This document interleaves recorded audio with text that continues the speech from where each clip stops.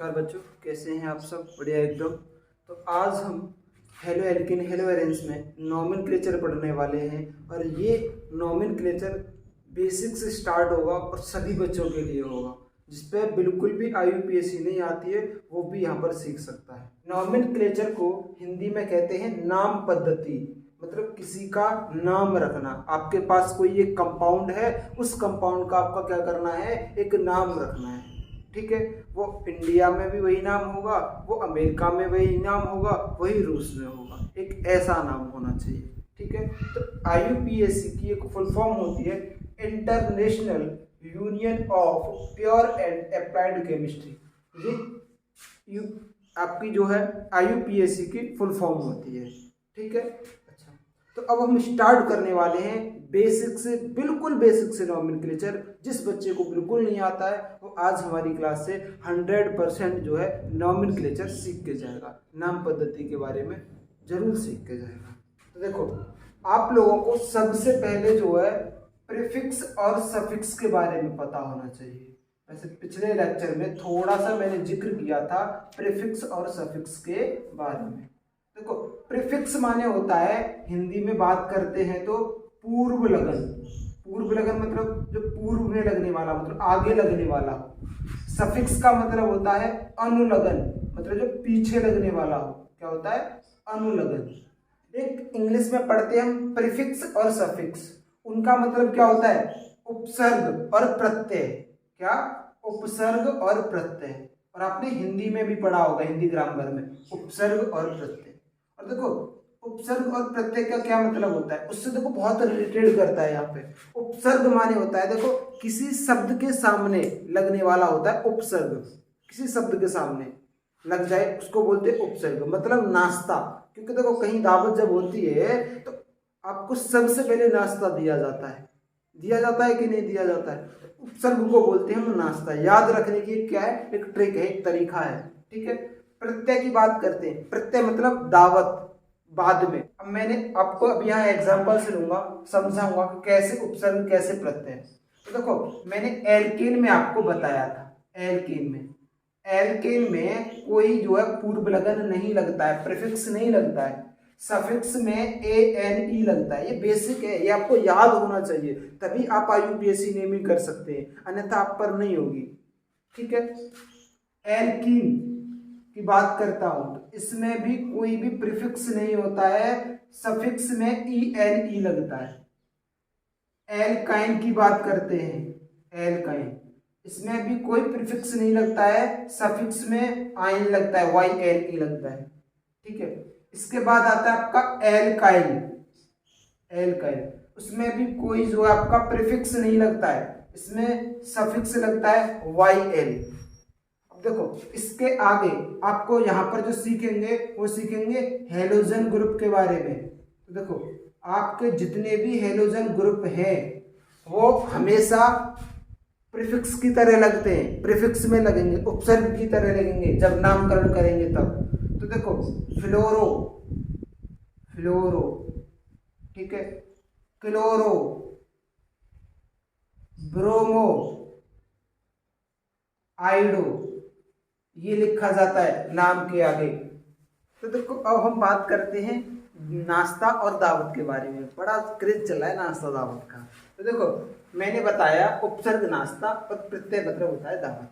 कभी कभी गरीब घर में जब शादी होती है तो नाश्ता और दावत को कंबाइन करके एक ही क्या कर देते हैं, दावत दे देते हैं। आप लोगों को देते हैं कि नहीं देते हैं? तो ये समझ लो ये गरीब है और ना एक ही बार दावत खिलाएंगे आप लोगों को। तो देखो, इन्होंने क्या किया, इन्होंने वो नहीं दिया नाश्ता, दावत दे दी। लेकिन इन्होंने क्या किया, आपके जो हेलोजन ग्रुप है उन्होंने नाश्ता दे दिया, दावत नहीं दी। ठीक है, तो आप इस प्रकार से समझ सकते हैं, ये केमिस्ट्री नहीं है, सिर्फ समझने का एक तरीका है। ठीक है, हाँ, नाश्ता और दावत। आपके मुंह में पानी भी आने लगा होगा, अरे सर रसगुल्ले की बात कर रहे हैं, नाश्ता, बढ़िया बढ़िया आइटम दिमाग में आने लगे होंगे तुम्हारे। ठीक है, तो अब देखो, हमने ये बात समझ ली, ये हमारा बेसिक हो गया स्टार्ट, मतलब हमारा बेसिक जो है वो बन चुका है। ठीक है, अब इसके आगे हमें IUPAC के कुछ रूल्स होते हैं, उन रूलों को फॉलो करके जब हम उसका नामकरण करते हैं। ठीक है, जैसे जब पंडित जी नाम रखते हैं, नाम रखने के लिए जब आते हैं तो वो बता देते हैं आप लोगों को कि अरे इतना वो लेके आना, इतना वो लेके आना, बताते हैं कि नहीं बताते, इतनी सामग्री लेके आना हवन वगैरह के लिए, जब नामकरण करेंगे ये करेंगे। तो सेम उसी प्रकार से IUPAC में होता है। तो देखो मैं अभी IUPAC के आपको रूल्स बता देता हूँ। IUPAC के क्या रूल होते हैं जो ज़्यादातर हमें यूज रखनी चाहिए, मतलब सभी तो नहीं बताऊंगा लेकिन आपको जो काम आते रहेंगे वो बताता चलूंगा जैसे जैसे एग्जाम्पल आते चलेंगे। देखो सबसे पहला और महत्वपूर्ण होता है कि आपको सबसे लंबी श्रृंखला बनानी है। जो आप पेरेंट्स चेन जो लेंगे, जनक श्रृंखला जो लेंगे, वो आपको सबसे लंबी बनानी है। और सबसे लंबी बनाने के साथ साथ आपको एक बात ध्यान रखनी है, वो बात ये कि आपका जो भी प्रकार्यात्मक समूह फंक्शनल ग्रुप है वो भी उस चेन में आना चाहिए। ठीक है, क्योंकि जब वो नहीं आएगा, एक एग्जांपल में मैं आपको समझाऊंगा कि कैसे आना चाहिए। ठीक है, तो देखो सबसे पहला जो होता है वो होता है आपका लॉन्गेस्ट चेन का, लॉन्गेस्ट चेन बनाएंगे। ये सबसे पहला काम होता है लंबी श्रृंखला बनाने का। ठीक है, इसके बाद दूसरा जो काम होता है, अब आपको क्या करना है, जैसे ही आपने लंबी श्रृंखला बना ली उसके तुरंत बाद आपको प्रत्येक कार्बन को क्या करना है, नंबर प्रदान करना है, मतलब प्रत्येक कार्बन की नंबरिंग करनी है। ठीक है, सेकंड पॉइंट आपका नंबरिंग करना होगा। ठीक है, थर्ड पॉइंट की मैं बात करता हूं तो आपको एक रूल फॉलो करना होगा जिसको बोलते हैं हम लोएस्ट सम रूल। ये लोएस्ट सम रूल क्या होता है, एग्जाम्पल के थ्रू हम समझेंगे इन सभी बातों को, वहां अप्लाई करेंगे। तो सिर्फ आपको ध्यान रखना है, अभी अप्लाई करना सिखाते हैं। ठीक है, चौथा रूल क्या होता है, चौथा रूल होता है कि जब नाम लिखेंगे तो अल्फाबेटिकली लिखेंगे। कैसे लिखेंगे, अल्फाबेटिकली।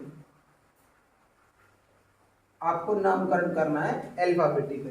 तो ये IUPAC की क्या होते हैं, कुछ रूल्स होते हैं जिन्हें आपको क्या रखना है, ध्यान में रखना है, और तब जाके आप जो उनका नामकरण करेंगे।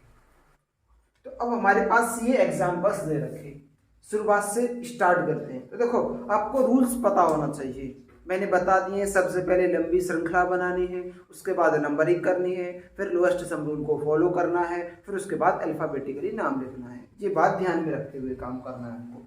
देखो सबसे पहला एग्जांपल हमारा ये, आपको क्या करना है, सबसे पहले लंबी श्रृंखला बनाएंगे कार्बन की, और यही सबसे बड़ी लंबी श्रृंखला कार्बन की चेन है, इसमें और कोई है ही। तो अब क्या करना है, दूसरा फॉलो करना है रूल, और दूसरा रूल था आपका नंबरिंग करना। देखो सबसे बड़ी जो श्रृंखला है उसको आप क्या करेंगे, इस प्रकार से बॉक्स में बंद करेंगे, और बंद करने के बाद प्रत्येक कार्बन को आप नंबरिंग देंगे। अब नंबरिंग एक बार मैं देता हूँ यहाँ से, 1, ये 2, ये 3, ये 4 और ये 5 मैंने नंबरिंग दे दी।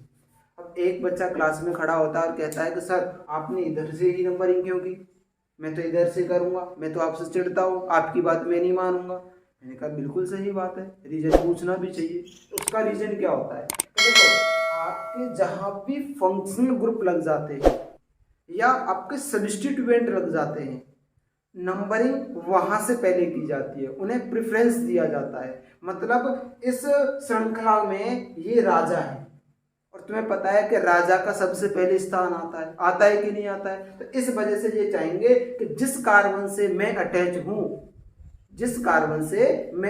हूं उस कार्बन को आप पहला नंबर दो, ये उनका कहना होता है। और तुम्हें पता है जब राजा जी हैं उनका ऑर्डर जब आ जाए तो ऐसा तो हो नहीं सकता कि भैया हम मना कर दें, तो उनसे कहते हैं ना, हाँ जी बिल्कुल सर, ये बिल्कुल बात मानेंगे आपकी। ठीक है, तो वो बात हमने मान ली, और हम क्या हो गए, जब इधर से करेंगे तो उसे 5वां नंबर मिलेगा सबसे ज़्यादा। और एक और दूसरा समझ सको, यदि तुम्हें ये समझ नहीं आ रहा है तो देखो मैं इधर से जा रहा हूँ इस रास्ते से, तो मेरे कम पैसे खर्च हो रहे हैं। आपको याद रखना है वो फंक्शनल ग्रुप एक पहले पे लगा हुआ, मतलब 1 रुपया खर्च होता है जाने में इस रास्ते से। लेकिन जब मैं इस रास्ते से आता हूँ तो 5 रुपये खर्च होते हैं। और तुम्हें पता है दुनिया ना पैसा बचाना चाहती है, सेविंग करना चाहती है कि नहीं चाहती है। इधर से आने में 5, इधर से 1, 4 रुपये का फायदा होगा तुम्हें। तो जहाँ से फायदा होगा वही काम तो करते हैं हम लोग, वही करते हैं कि नहीं करते हैं। तो सेम इसी प्रकार से हम यहाँ पे करेंगे। अब देखो आप लोगों को मैंने बता दिया था पिछले लेक्चर में, देखो एक कार्बन के लिए मैथ का प्रयोग करते हैं, 2 कार्बन के लिए ईथ का प्रयोग करते हैं, 4 कार्बन के लिए हम ब्यूट का प्रयोग करते हैं, 5 कार्बन के लिए हम पेंट का प्रयोग करते हैं, 6 कार्बन के लिए हम हेक्स का प्रयोग करते हैं, 7 कार्बन के लिए हम हेप्ट का प्रयोग करते हैं, 8 कार्बन के लिए हम ऑक्ट का प्रयोग करते हैं, और 9 कार्बन के लिए नॉन, और 10 कार्बन के लिए डेक, इनका हम प्रयोग करते हैं। तो यहाँ देखो 5 कार्बन दे रखे हैं, तो मैं क्या लिखूंगा, पेंट लिखूंगा। लिखूंगा कि नहीं लिखूंगा, लिख दिया। अब देखो ये जो फॉलो कर रहा है ना, वो एल्केन को फॉलो कर रहा है। मैंने कल आपको बताया था लास्ट लेक्चर में। तो देखो एल्केन का जो फॉर्मूला होता है ना, होता है CnH2n+K2।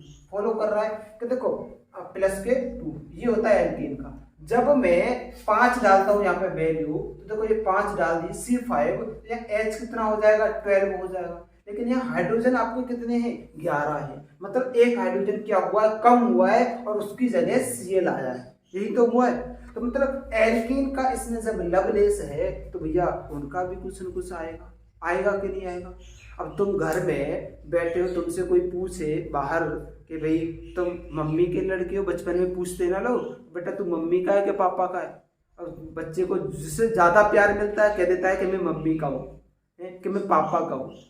लेकिन क्या हो, ऐसा हो सकता है कि तुम सिर्फ मम्मी के ही हो सकते हो या पापा के ही हो सकते हो? ऐसा हो सकता है? नहीं हो सकता ना। तो सेम इसी प्रकार से तो पेंट आपने लिख दिया।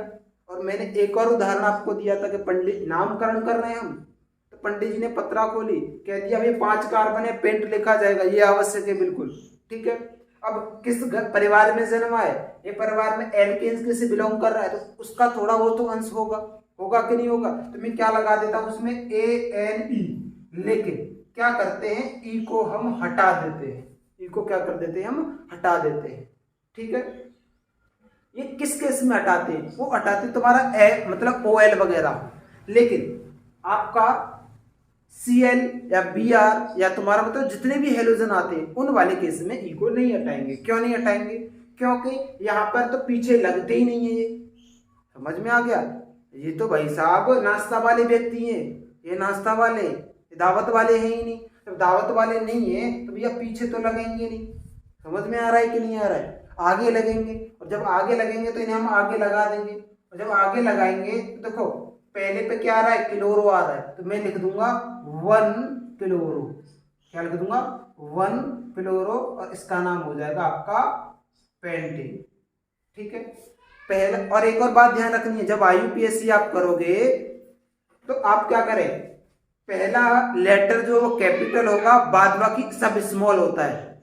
समझ में आ रहा है, हाँ। इस प्रकार से आप नंबरिंग करेंगे, तो इसका नाम होगा 1 क्लोरो पेंटेन। अच्छा, अब बात करता हूं अगला उदाहरण, समझ में आया होगा अच्छे तरीके से, उम्मीद करता हूं। इसके बाद अगला वाला एग्जांपल आता है। एक बच्चा खड़ा होता है कि मुझे सबसे लंबी श्रृंखला का रूल बताया था सर, देखो मैंने बना दी, 1 2 3 4 5 6 की बन रही है। अच्छा तेरी ये तो बात सही है कि आप तूने लंबी श्रृंखला बना ली, लेकिन ऐसा नहीं है कि सिर्फ लंबी श्रृंखला से ही मतलब होता है। अब इस लंबी श्रृंखला में का डायरेक्ट कहीं फंक्शनल ग्रुप या तुम्हारा सब्स्टिट्यूएंट लगा हुआ है, नहीं लगा हुआ है ना, डायरेक्ट इससे इसी श्रृंखला में नहीं आ रहा है ना, तो फिर इसको नहीं मानेंगे हम। फिर किसे मानेंगे, तो देखो इस श्रृंखला को मानेंगे। अब एक खड़ा होता है कि सर देखो मैं बना के दिखाऊं, उसने गलत बना दिया, मैं बना के दिखा रहा हूं, देखो 1 2 3 4 की बना दी। अरे बेटा ये 4 की छोटी हो जाएगी, 1 2 3 4 5 की बन रही है, और देखो इसमें BR भी आ रहा है। तो आप क्या करेंगे, वही एक सरल ऑप्शन अपनाएंगे आप इस प्रकार से, ठीक है। ये आपने बॉक्स में बंद कर दिया। अब आपको नंबरिंग करनी होती है, तो नंबरिंग तुम्हें पता है BR आ रहा है, राजा साहब ने कह दिया कि पहले मेरा पड़ोसी कार्बन है उसे पहला नंबर देना है, तो ने दे दिया 1, इसे 2, इसे 3, इसे 4 और इसे 5। मैंने इस प्रकार से नंबर दे दिया प्रत्येक को। सबसे पहले लंबी श्रृंखला बनाई, और श्रृंखला कौन सी कैसी बनाई, जिसमें फंक्शनल ग्रुप आ रहा हो आपका, ऐसी श्रृंखला बनाई हमने, ठीक है। इसके बाद हमें क्या करना है, नंबरिंग करनी है। नंबरिंग कर दी, नंबरिंग के बाद लोएस्ट सम रूल नहीं लग रहा है इसमें, ठीक है। इसके बाद क्या करना है, अल्फाबेटिकली नामकरण करना है इसका। तो जब अल्फाबेटिकली नाम करेंगे तो तुम्हें पता है, तो देखो जो बी आर है वो भी आगे लगता है कि नहीं लगता है आपका पूर्व लगन में। अच्छा, ये आपका कौन सा ग्रुप लगता है तुम्हें, ये C2 हो जाएंगे और H5 हो जाएंगे। तो मैंने बताया था C2H5 H5 क्या होता है, इथाइल होता है, एल्काइल ग्रुप का है कि नहीं है। तो ये भी आगे लगता है, ये भी पीछे नहीं लगता है यहाँ पर IUPAC में। तो मैं सबसे पहले क्या करूंगा, नंबर मतलब इसकी अल्फाबेटिकली क्या करूंगा, नाम लिखना स्टार्ट करता हूँ। जब अल्फाबेटिकली नाम स्टार्ट करूंगा, देखो ये तो आया बी ब्रोमो और ये ई। तो देखो अल्फाबेटिकली में बी पहले आता है कि ई पहले आता है, या दूसरे नंबर पे बी आता है और पांचवें नंबर पे ही आता है। तो पहले आप बी वाले को लिखेंगे, तो लिखेंगे 1 ब्रोमो इसका नाम, ठीक है। डैश कौन सी पोजीशन पे, दूसरे वाले कार्बन पे क्या लगा हुआ है आपका, इथाइल लगा हुआ है, लिख दिया 1 ब्रोमो 2 इथाइल, क्या हो जाएगा, पेंटेन, इसका नाम हो जाएगा। ठीक है, समझ में आ गया सभी के। इसके बाद अगला वाला एग्जांपल है, लंबी श्रृंखला सीधी दे रखी है, इसमें कोई मूल मारने की आपको जरूरत नहीं है, बहुत सरल है, कर लिया। यहाँ पे लोएस्ट सम का उपयोग होने वाला है बहुत। देखो मैं इधर से नंबरिंग करता हूं, देखो 1 2 3 4 5 6। तो देखो लोएस्ट सम में देखो एक तो 2 पे आया है, मैं यहाँ पर लिख देता हूँ, एक तो 2 पे आया है, ठीक है, और किस पे आया है, और 4 पे आया है, तो 4 और 2 6। लेकिन जब मैं इधर से करता हूं तो देखो 1 ये 2 ये 3 ये 4 ये 5 और ये 6। तो किस किस पे आ रहा है, 5 पे आ रहा है और 3 पे आ रहा है, इनका योग बैठ रहा है 8। देखो इधर से जाने में आपके 6 रुपये खर्च हो रहे थे और इधर से जाने में आपके 8 रुपये खर्च हो रहे हैं। तो आपको जहां पर कम खर्च होंगे उसको प्रयोग में लाएंगे ना। तो सेम उसी प्रकार से आप इस वाली नंबरिंग को क्या करेंगे, प्रायोरिटी देंगे, और हमने प्रायोरिटी दे दी। अब इसके बाद क्या करना है, लोएस्ट सम रूल के बाद क्या करना है, आपको नंबरिंग करनी है।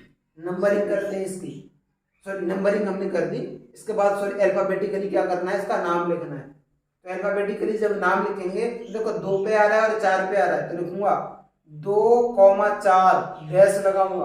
अब देखो 2 CL आ रहे हैं, क्लासिफिकेशन में पढ़ाया था, यदि 2 आ जाए की श्रृंखला में तो डाई का प्रयोग करते हैं, 3 आए तो ट्राई के लिए, और 4 आ जाए तो टेट्रा। ठीक है, तो यहाँ पर क्या लिखेंगे हम, डाई क्लोरो 2,4 डाई क्लोरो, 6 की वजह से क्या हो जाएगा, हेक्सेन, क्या हो जाएगा, हेक्सेन। इस प्रकार को आप नाम लिखना है आप लोगों को। ठीक है, तो समझ में आए होंगे, उम्मीद करता हूं आप लोगों से। इसके बाद आता है अगला वाला एग्जांपल। इसमें भी तुम्हें क्या करना है, सबसे लंबी श्रृंखला बनानी है। तो सबसे लंबी श्रृंखला देखो 1 2 3 4 5 6 7 की बन रही है।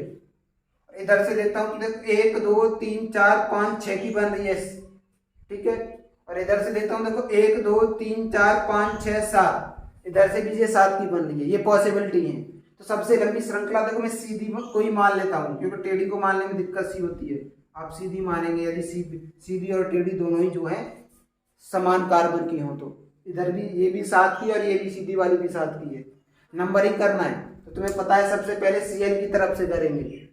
ठीक है, आपको प्रायोरिटी टेबल लिखाऊंगा, तो भैया कौन कहता है कि मेरी तरफ से पहले करेंगे, और धीमे धीमे आप खुद सीख जाओगे, प्रैक्टिस हो जाएगी आप लोगों को।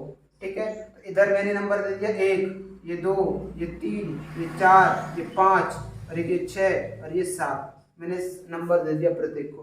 ठीक है, नंबर देने के बाद लोएस्ट सम रूल को फॉलो करता हूं, तो देखो इधर से ही मुझे सस्ता पड़ेगा, क्योंकि देखो इधर से 1 पे आ रहा है, 4 पे आ रहा है और किस पे आ रहा है, 6 पे, तो 11 बन रहा है। जब मैं इधर से करता हूं तो ज्यादा बैठेगा। देखो 1 ये 2 ये 3 ये 4 ये 5 ये 6 और ये 7, देखो 7, और इधर से देखेंगे ये 4 और इधर से देखोगे तो 2, कितने हो जाएंगे, 6 और 7 कितने हो जाएंगे, 13। ये 13 बैठ रहा है, 2 रुपये एक्स्ट्रा खर्च हो रहे हैं, नहीं करने हमें, बिल्कुल बचा के रखना है। ठीक है, तो आप क्या करेंगे, इस वाली को क्या देंगे, प्रायोरिटी देंगे। ठीक है भाई, आपने इस वाली को दे दी प्रायोरिटी। अब इसका नाम लिखेंगे अल्फाबेटिकली, जब नाम लिखेंगे देखो शुरुआत में ये समझ में आ रहा होगा बड़े धीमे धीमे करा रहे हैं जिन बच्चों को आता है, लेकिन जिन बच्चों को बिल्कुल नहीं आता ना उनको थोड़ा सही तरीके से कराया जा रहा है। थोड़ा सा स्पीड आप तेज कर सकते हैं जिन बच्चों को ये आता है, सब बात है।